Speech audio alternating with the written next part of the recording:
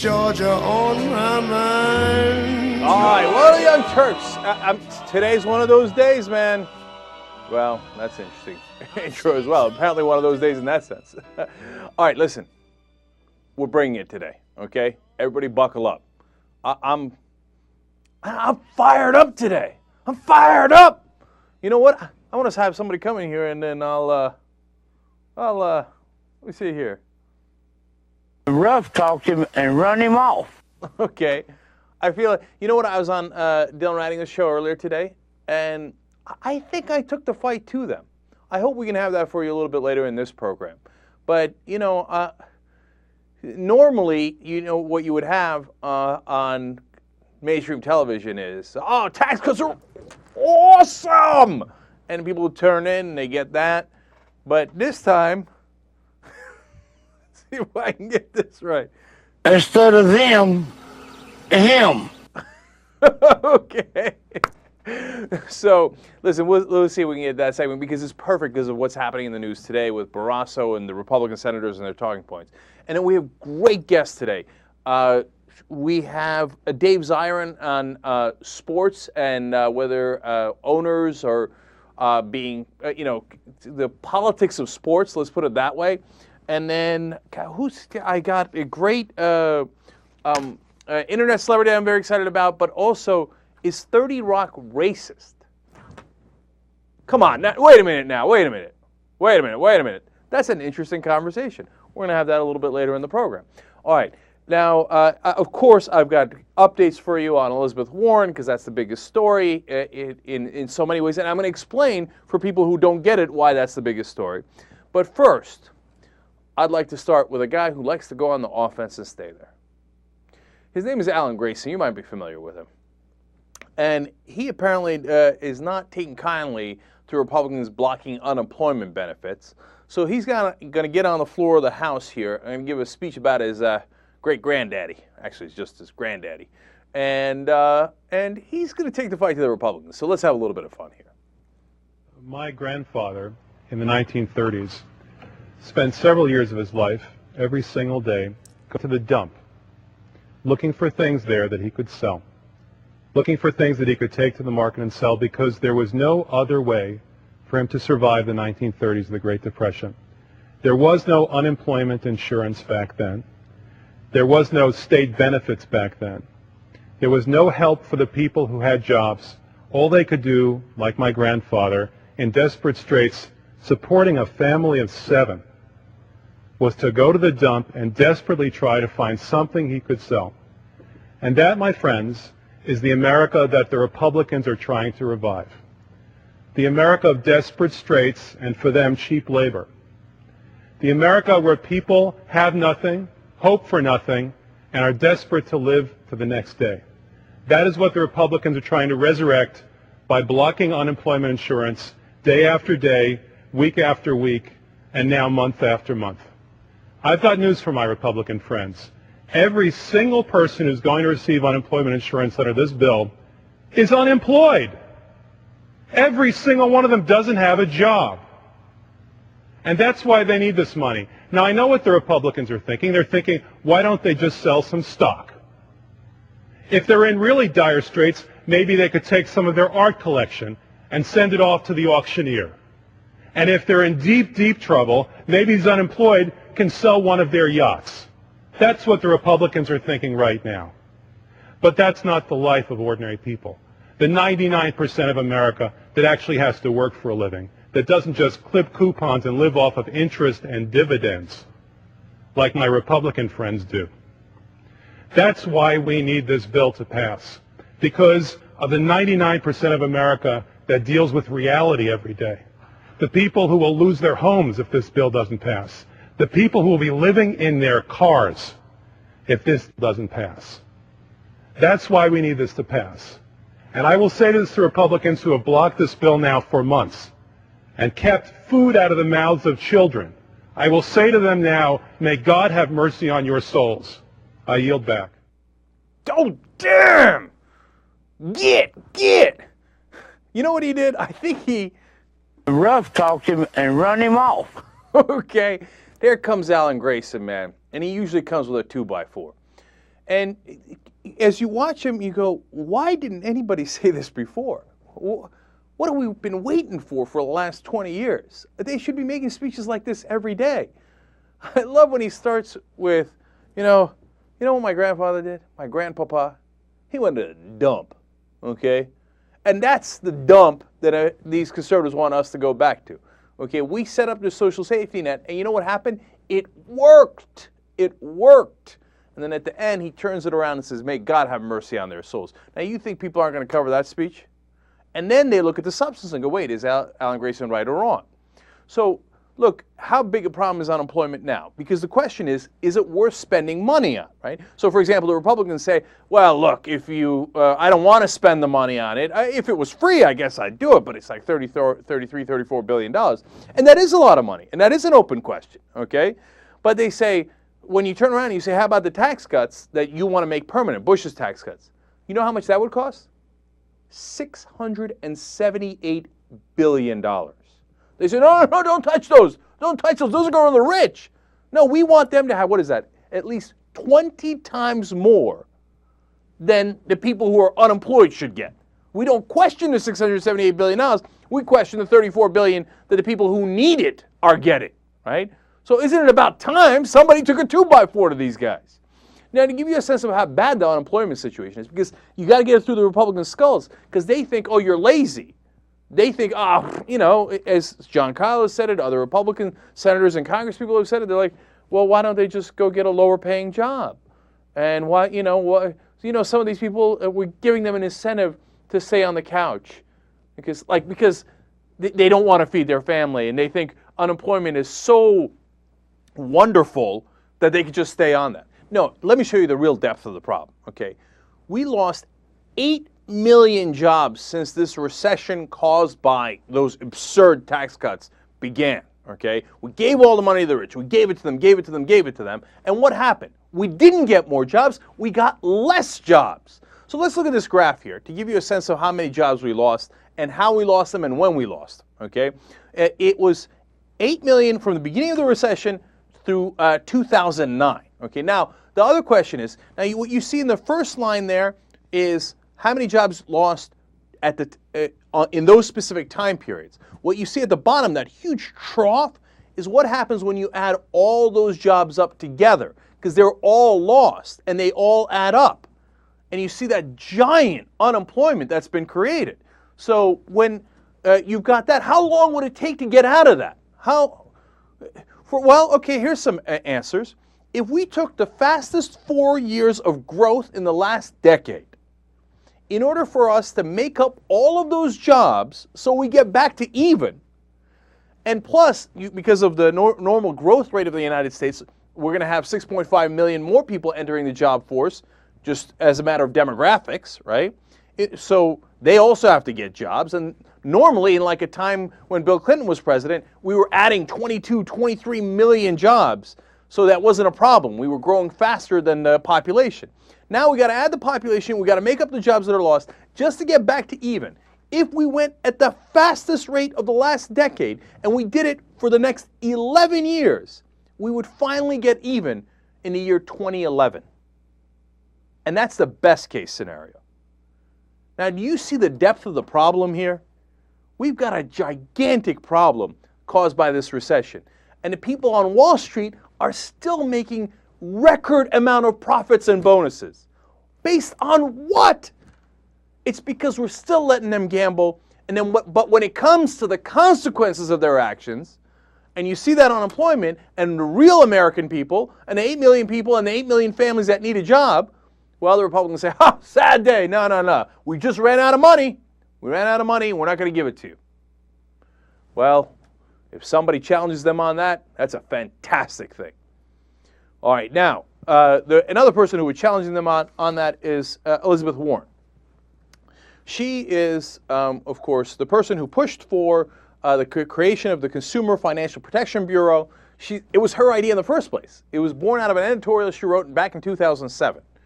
And she'd been championing it all along. Everybody assumed as soon as it was created that obviously Elizabeth Warren would be the head of it. Well, not so obvious to the banks who don't like her. She's a pain in their ass. She wants to regulate them. She wants to make sure they don't take crazy risks or rip you off or rob you. Can't have it. Can't have it. So over the last several days, we've been having a discussion of whether it's going to be Elizabeth Warren or someone else. For example, one of the candidates, who everybody says is a wonderful consumer watchdog, is the right-hand man of Tim Geithner at the Treasury Department. Yeah. No. I'm sure he's going to be fantastic. They say, no, Jake, you don't understand. He has such great credentials. He knows how to work the system. And he's already buddies with everybody in the system, so he'll be able to get change quicker. How many times have I heard that before, right? No, I have no interest. The only person I have an interest in is Elizabeth Warren. Now, they said, but she's unconfirmable. Oh, no, of course, the administration would love to have her, and the Democrats would love to have her, but the Republicans will filibuster her, and we can't confirm her. Well, come to find out today that as the law is written, they don't need to confirm her. All Obama has to do is say, Elizabeth Warren is the new head of the Consumer Financial Protection Bureau, and it's done. Then he could go and confirm her at his leisure. He could do it many months from now, he could do it years from now, but she would establish the base of that bureau, and she would hire all the people who would be tough regulators. So when Geithner or any of the Democrats tell you on television today, oh no, we can't do it, they are lying. No, there's no ambiguity here. They're lying. They can do it. They don't want to do it, right? So why don't they want to do it? Well, I sent this out over Twitter. A guy by the name of John Talbot wrote a great article about this. And he explains it's because, and he's so right. I mean, as I was reading it, I was like, yes, that's of course. We've talked about this on the show before. What Geithner and Summers decided to do was they made a gamble that if they just pump in a lot of money to the banks, eventually the economy will recover and that the banks will be able to pay off all of their toxic assets because of the improved economy. Now, one way to look at that is it's a cover-up. They funneled all the money to the banks and hope for the best, right? And that's a Bob Rubin strategy, and we've talked about that on the show before. So how does that connect to Elizabeth Warren? That's where Talbot's article comes into play. He says it's because if Elizabeth Warren's in there, she's not going to let them rip off the consumers, which is exactly what they're planning to do right now. They're planning to bring back a lot of the charges that they did before. Oh, you need to have minimum requirements. If you don't meet the minimum, we're going to charge you X, we're going to charge you Y, we're going to charge you Z. It's in the pipeline. And they're relying on that money to keep the banks solvent because the banks still have all those toxic assets. It's a cover-up. They're still bankrupt when you look at their real money, right, and their real assets and their balance sheets. Now, if Elizabeth Warren is the regulator, she might let everybody in on that secret, and she might not let them continue to rob you. Well, that would ruin Geithner and Summers' strategy, which is hold on, just put a pretty cover on everything, and then hopefully the economy picks up, and then the banks have enough money and nobody will notice all the money we funneled to them and all the money they took from consumers. So she doesn't stand a chance. I hope to God I'm wrong. I say this how many times on air, right? And I hope it turns out, no, Obama listened to Geithner and then he listened to other people and he said, no, it's going to be Elizabeth Warren and we're going to do real regulation here. But when you look at it that way, they're not going to let her ruin the cover-up. She's honest. That's what her problem is. David Sirota wrote an article today about how she's too controversial, right? And he makes fun of it, and he's 100% right. So if you're too honest and you actually want to protect consumers, in Washington you're too controversial. If you want to suck up to the status quo and the establishment, well, hey, you're legitimate. You understand how business works, and you know a lot of the right people in Washington. Okay, now, some other good progressives, Ezra Klein goes over to the Washington Post. He writes an article. Somebody else at the Washington Post wrote an article. I got no problems with Ezra. He's a good guy. He's just totally wrong on this. Now, he'll say, look, I didn't say I was against Elizabeth Warren. And if you read the article, he says if he had it his way, he'd be for Elizabeth Warren. Now, having said that, here are some concerns that are being voiced in Washington. First of all, can she handle a large bureaucracy? Can anyone handle a large bureaucracy? What was our evidence that Tim Geithner can handle a large bureaucracy? In fact, the last time he ran one, he ran it into the ground. He has disastrous results. It's just that's nonsense talk for I don't want her, I'm making stuff up. Okay. The other concern is, will she be too tough on the banks? Perhaps if she regulates them too much, they won't want to lend to real consumers who need that lending. Oh, come on. We're really having that conversation? Our problem in Washington might be that we'd have a regulator that's too tough on the banks? I assume that's a joke, because that's what it looks like. No, those aren't the real problems. The real problems is they don't want her in there because she's going to work. So then Ezra asked a question that actually pissed me off, to be honest. Okay, the rest of it, okay, yada, yada, yada. And here's my opinion against it. He said, I don't know why the left seems so obsessed that it has to be her and no one else. Now, that's the same thing that they said about the public option. That's the same thing they said about the derivatives amendment. Same thing they say every time we actually want to change the system a little bit. Why are you guys getting all worked up? Okay, I mean, why is Elizabeth Warren so important? Why don't we just get someone who's going to protect the status quo and we'll call it even? No, that's the whole point. We voted for change. And every time it looks like we're going to have an inkling of change, somebody comes in and squashes it. And then goes, oh, what are you liberals all upset about? You people on the left, you make such a big deal out of this. Well, look, Elizabeth Warren has two things that make a big deal. One, like the public option, we don't think Elizabeth Warren is going to solve all the problems of the world or even all the problems of the financial industry. We never thought the public option was a cure-all. We just thought, one, it's symbolic. Are you going to go towards real change, or are you just going to protect the status quo as it is? And that is enormously important. It gives you a sense of whether Obama is actually going to give you the change that he promised. And then number two, Elizabeth Warren, it's not just about symbolism. We know she'll actually try to protect us. She's the one that came up with the idea in the first place. With the other people, they rose up the ladder by protecting the establishment. And they might be good people, and she's not the only person in the world. But we already know with her. And with them, at the very least, we don't know. And the establishment is in favor of them. There's probably a reason for that. And I can get into their history and show you some of the problems in their history as well. So, and what did we tell you when the financial reform passed? The bottom line is they left it all up to the regulators. If you have crappy regulators who aren't going to do anything, then the financial reform is useless. If you have strong regulators, hey, I told you right after it passed, it might actually be kind of useful.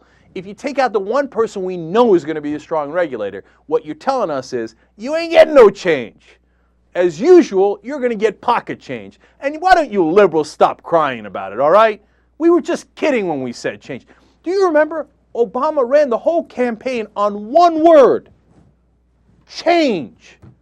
And so anytime we ask for just a little bit of change, they say, oh, you libs. Well, all right then. You know what? When election time comes, I'm going to say, oh, you Democrats. Oh, yeah, oh, change. Tell me another story. Tell me another pretty story. Okay? Look, actions have consequences. It's about time the Obama administration understood that. Apparently they don't. They'll likely play patty cakes again and think we're stupid. And then when no one shows up to vote in 2010, they're going to go, oh, what happened? Oh, gully workers, I wonder why. It's not like we didn't warn you, Young Turks. Back on the Young Turks. Now, we've got a perfect example of how conservative media twists things around and how Democrats usually bow their heads without even looking into the facts because they're so damn scared. So this latest controversy is around Shirley Sherrod. She was with the USDA, and she gave a speech at the local NAACP. And this website called Big Government, which is a conservative website, they're the same people who put out the misleading pimp videos on Acorn that turned out to be highly edited later. Prosecutors looked at it and go, wow, that doesn't represent what happened at all. So they put out this video, and of course Fox News trusts it 100%. They run it on a 24-hour loop. And you're about to see the video. Understand Shirley Sherrod got fired over this. And then we're going to tell you the rest of the story. Let's watch.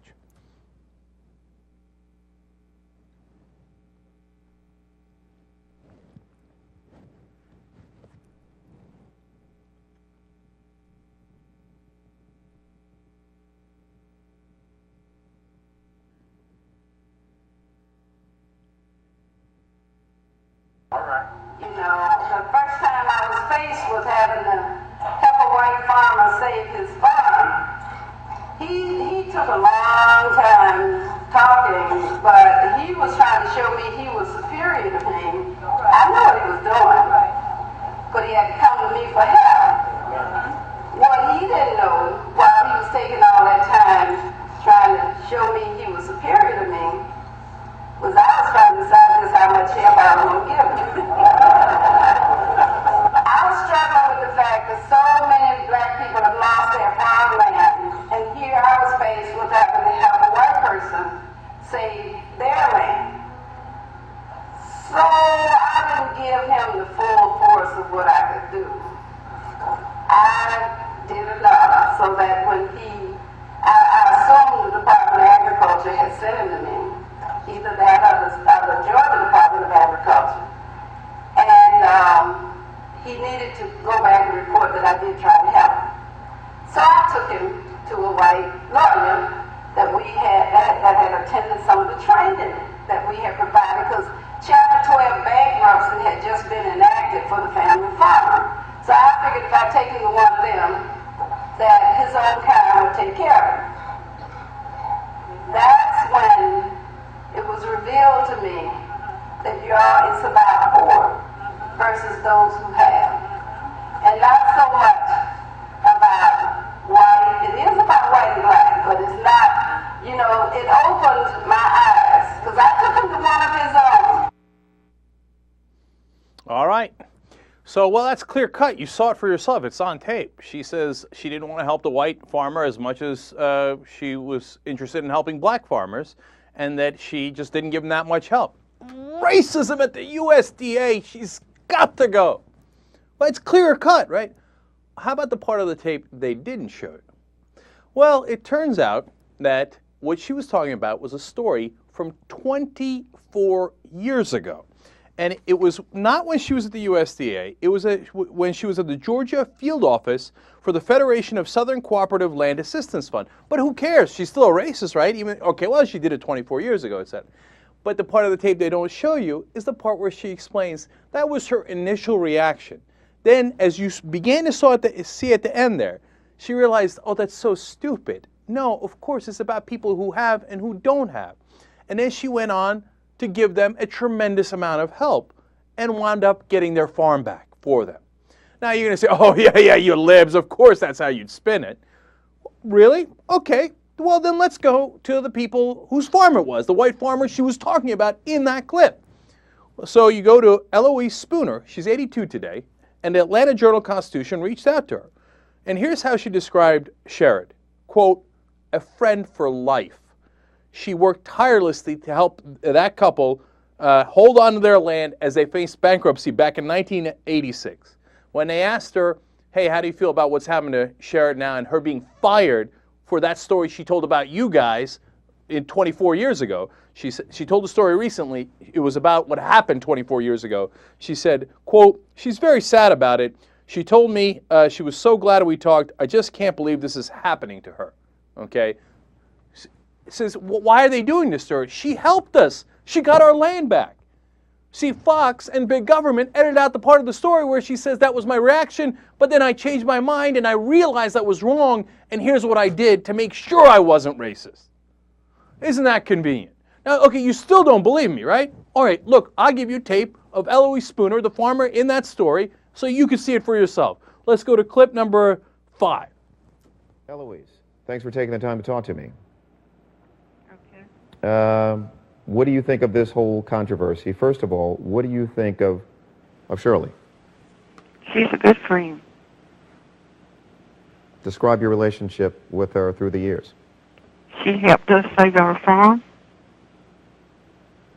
How did she do that? by getting in there and doing all she could do to help us. Is he aware of this controversy swirling around Yes, your family? Our son, he came up this morning and says, Mama, turn on the TV to CNN. And he said, it's about your friend, Shirley Sherrod. And I said, what? And we listened, and I said, great day, that ain't right. They have not treated her right.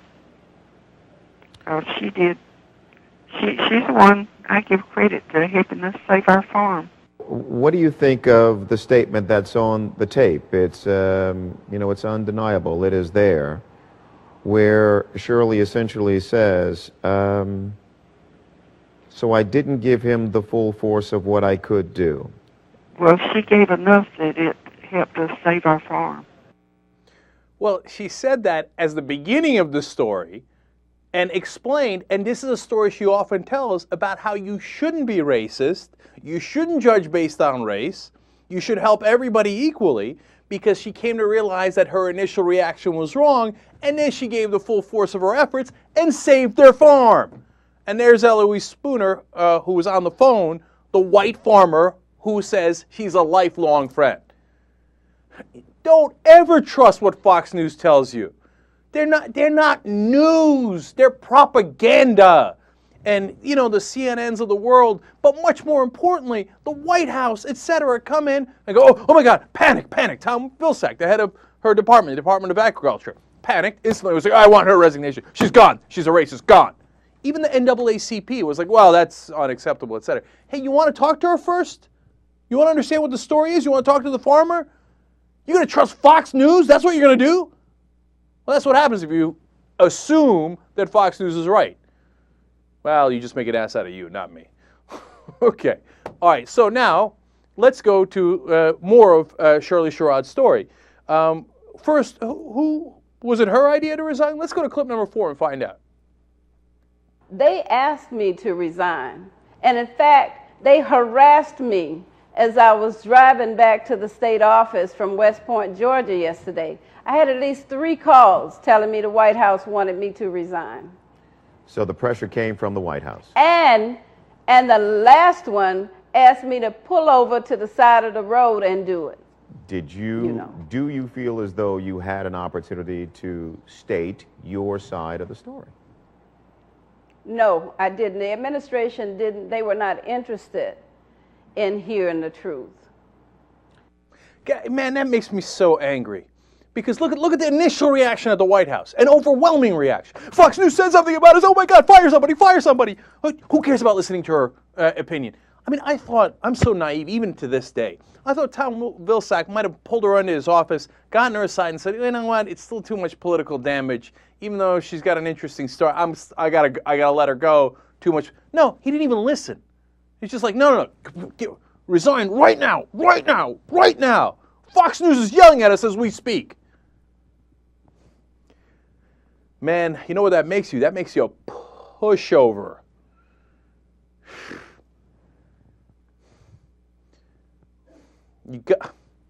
They're not. I keep expecting them to be better than that, and they're just not. That's the sad part of it.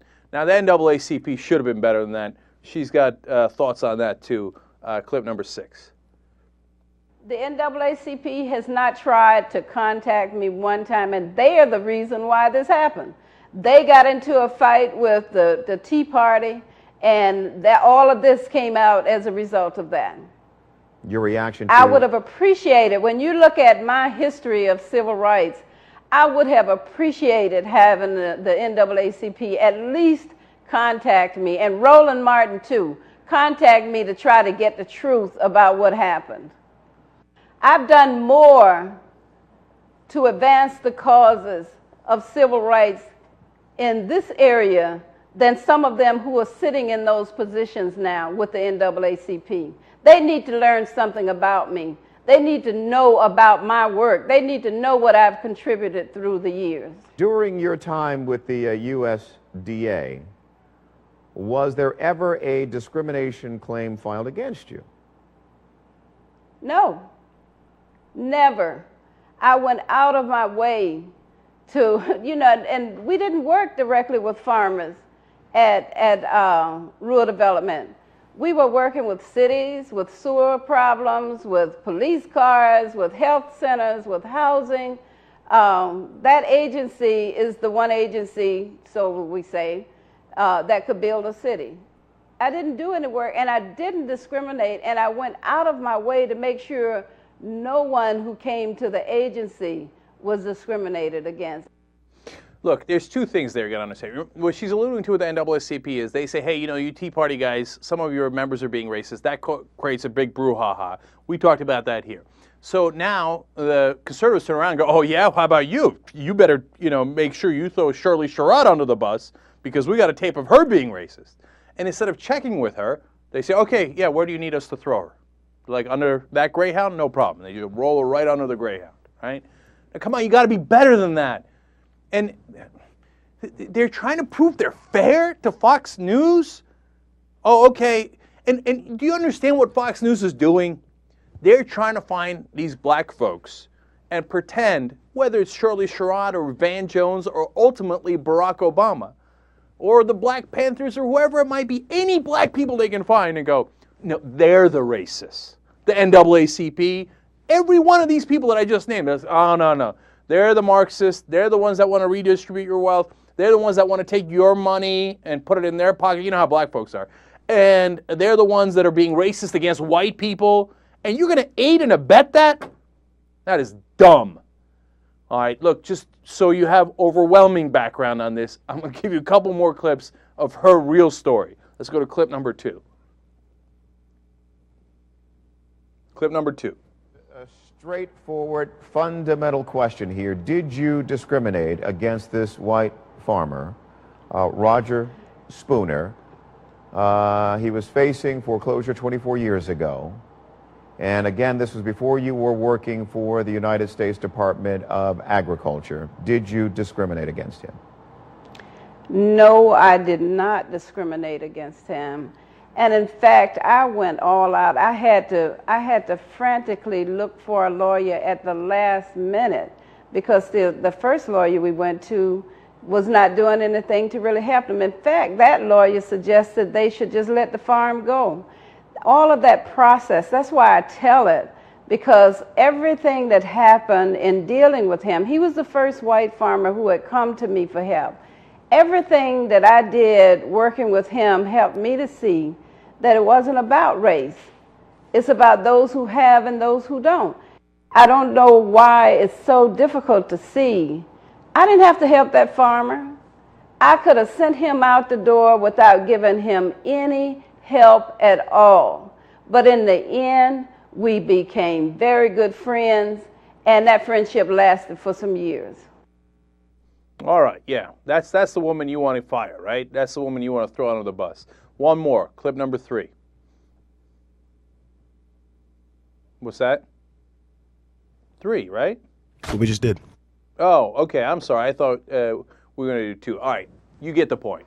I got more where that came from, okay? I think we've adequately represented her side, which turns out to be the correct side of the question. But hey, guys, don't worry.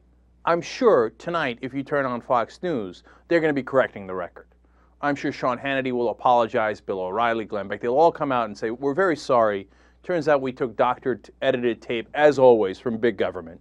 And we totally skewed the story. We never asked the farmer, and we never saw what the results were, and we were totally misleading.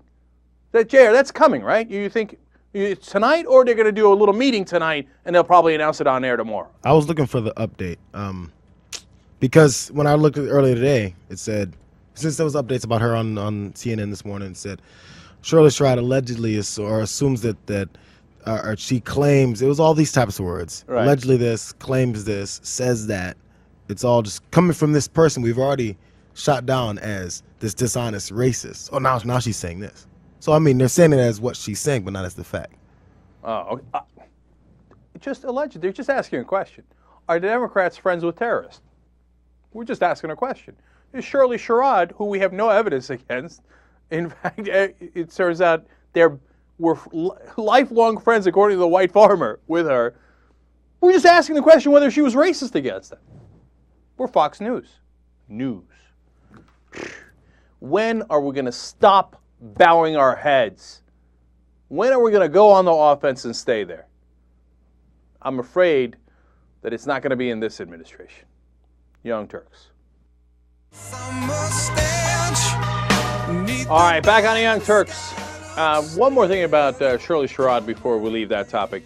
To be fair, we also want to represent both sides. So the Secretary of Agriculture, Tom Vilsack, is standing by his decision, and he had a comment, a quote, as to why he is standing by his decision to fire her, even though apparently they were totally wrong, right? But no, he doesn't admit that. So let's give Vilsack's side. JR has the quote. So in his written statement, yesterday I asked for and accepted Ms. Sherrod's resignation for 2 reasons. First, for the past 18 months, we've been working to turn the page on sordid civil rights record at the USDA, and this controversy could make it more difficult to move forward on correcting injustices. Second, state rural development directors make many decisions and are often called to use their discretion. The controversy surrounding her comments would create situations where her decisions, rightly or wrongly, would be called into question, making it difficult for her to bring jobs to Georgia. And he also repeated that the USDA has zero tolerance for discrimination. All right, that's fantastic. Let me give you background. You know why they were in trouble for their quote sordid civil rights record? Because they grotesquely discriminated against black farmers for decades. So the way to fix that problem is to hire a black worker for being racist when she wasn't racist at all towards white farmers 24 years ago who turned out to be our lifelong friends. So we will fix our sordid civil rights record of being against black people by firing a black person totally unjustly. Genius move. And then second of all, he says, well, look, right or wrong, her record is being called into question. Okay, then what's to stop Fox News from calling everybody's record into question, right or wrong?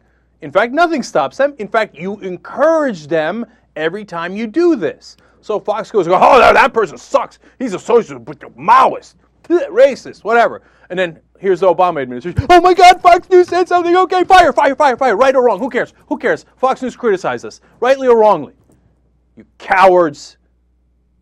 Yeah, go ahead, fire somebody else for no goddamn reason. I can't tell you how I'm not mad at you. I'm embarrassed for you as I look at the Obama administration and their pathetic, cowardly, cravenly giving in and groveling at Fox News at every turn. It's kind of sad to look at. Now, Jay and I had a discussion off air during the break. Don't get me wrong. It's not like Obama said, hey, Vilsack, go fire her. I'm sure he never even heard about it, right? But he's in charge of the administration. So what are you going to do now? Because now you don't know? You know now, right? What are you going to do now? You're going to do nothing. You're going to bow your head to Fox News again. And continue with the knee-jerk reaction, the NAACP also, because the original statement had a little bit when they said, they saw that there was a moral behind her story, but that she gave no indication in the video that she was trying to right the wrong. So now that the new information has come out now, they took down that statement that basically shredded her some more from their website. And on this afternoon, they said they're conducting an investigation and trying to reach out to Sherrod. And they're going to put up an updated statement soon. All right, so we're going to find a new way to throw her under the bus.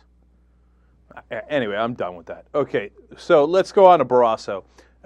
He's a Republican senator. He's going to go on MSNBC, and Norah O'Donnell's going to ask him about his priorities, tax cuts for the rich or unemployment insurance. Let's listen in.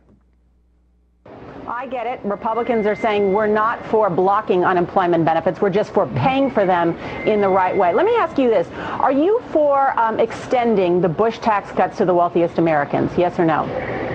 I think that you should not raise taxes, which is what that would be, raise taxes to people when you're looking at 10% unemployment. Okay, I talked to small business owners you are, Senator. Let me just continue this line of argument, sure. though. You are for extending then the Bush tax cuts to the wealthiest Americans. I'm for keeping taxes low. How are you for paying for them? Taxes low.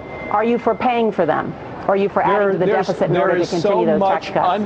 There is so much unspent stimulus money that we ought to use that in a responsible way, which is to help keep taxes low. People aren't hiring right now because there's so much uncertainty in the economy, Nora. There's uncertainty about health care expenses, taxes, cap and trade, if that comes down the line, increasing energy costs. Businesses are afraid to borrow money, and they're afraid to reach out and hire more people because of the state of the economy, and Senator, it's the policies of this administration that are making it worse. Senator, I'm just trying to lay out here what I think if you say, as you are, that you're concerned about the size of the deficit, and there are a lot of Americans who truly are, and that you're not for extending unemployment benefits because you don't want to add $34 billion to the deficit, why then you're not also against adding money to the federal deficit by extending the Bush tax cuts for the wealthiest Americans? And that's, I think that's a fair question. I think it's a fair question because I think raising taxes right now is going to make it worse on the economy and add to unemployment. Yeah. Okay, I got more on that in a second. But first, let's talk about his core idea here. why don't we just take it from the stimulus money? Okay, there's a lot of that stimulus money. Well, actually, it turns out, you know that $125 billion of the stimulus money is in tax cuts. So, okay, it's $34 billion, to use the conservative estimate, for extending unemployment benefits for 99 months, right? So why don't we take it out of the tax cuts that are in the stimulus money? Are you interested in that? No. I always want tax cuts. Well, how about the Bush tax cuts, the gigantic Bush tax cuts you want to make permanent? No, don't touch that. Don't touch that. That's for my rich friends. Do you know how much those cost? $678 billion for just the top 2% of earners in the whole country. Top 2% would get $678 billion in tax cuts if Senator Barrasso has his way. But, if you're unemployed, just get off the couch, man. Go get a job. As one of the Republicans said, get a lesser job. Who cares? Get one that pays less. Okay? I don't want to pay for yours. I don't have the money because I want to give it all to the top 2% in the country. And then he said, how come they haven't created jobs? Your genius idea was to give them more and more tax cuts. Where are the jobs? He said, no, they're scared. They're scared because, get a load of this, because Obama might pass more things like cap and trade a couple of years from now that might increase their energy costs. Yeah, that's how business people think. They think, there's a lot of money to be made now, but I'm not going to make that money because what if cap and trade passes? Okay, come on, man. These guys are a joke. They're a joke. Now, the question is, is he right? Conventional wisdom, which the Republicans always repeat and the Democrats never challenge enough, is tax cuts always work. They always improve the economy. Well, is that right? Why don't we go to the Dylan Ratigan show where a guest appeared on that show to tackle that very topic and see what the numbers actually show. Go.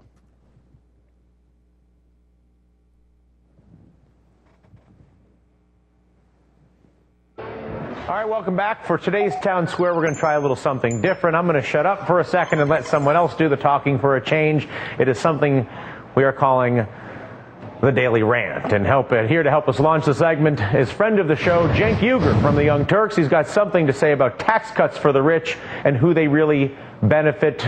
My Turkish friend, the floor is yours. Thank you, Dylan. The conventional wisdom in Washington, and certainly among conservative circles, is that tax cuts for the rich always work. They always stimulate the economy, and what happens is the rich then take their money and create jobs with it, and the economy improves. Now, here's the problem with that. When you look at the facts, it is completely, utterly wrong. So, for example, the lowest tax rates we had in the country, almost the lowest ever, were right between 1925 and 1931. They were at about 25% for the richest people in the country. And what happened? A total collapse, the Great Depression. Now, how about in the 2000s when George W.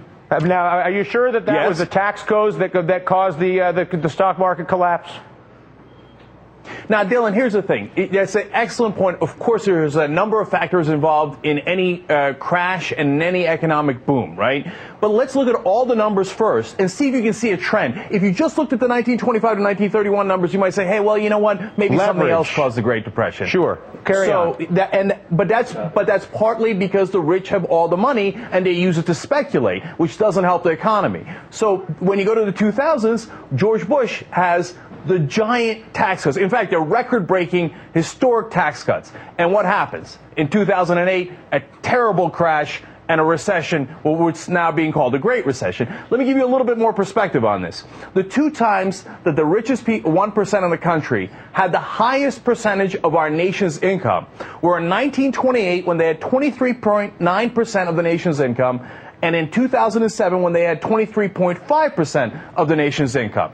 So they have a giant percentage of the nation's income. What happens the very next year? 1929, crash, depression. 2008, crash, recession. So now we see what happens when the rich don't pay very much taxes. But you might be wondering, hey, what happens if they pay too much taxes? That's got to hurt the economy, right?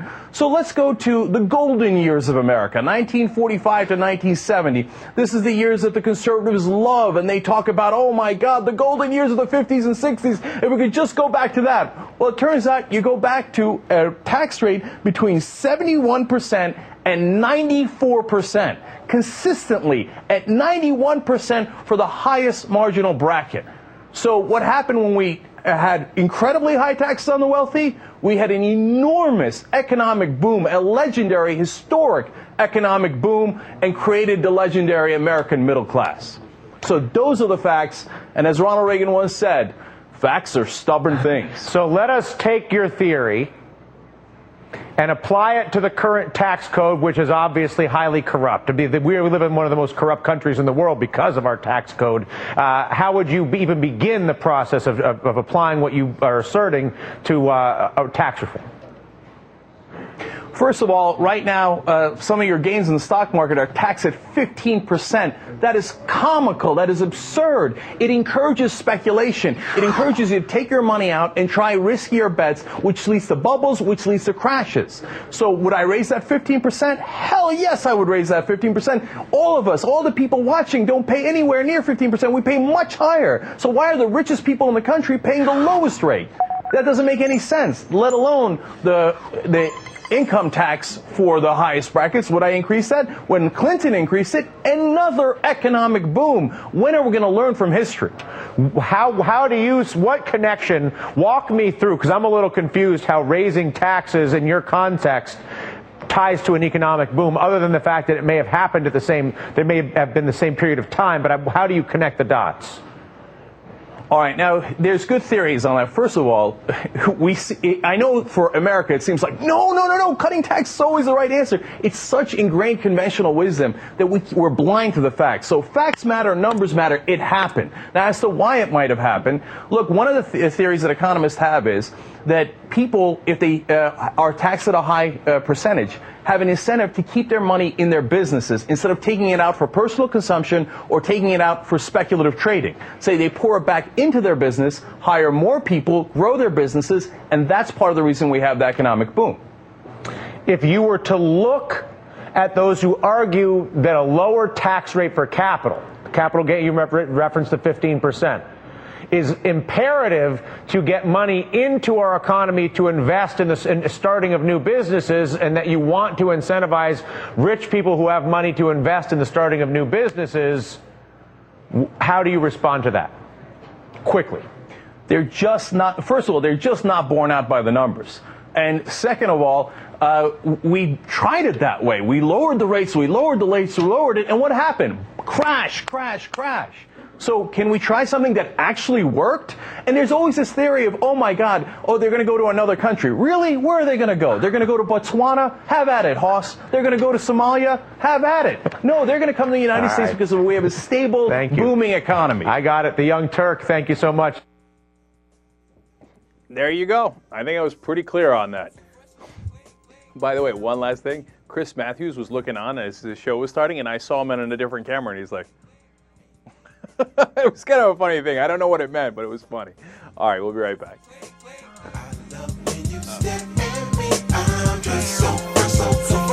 Salute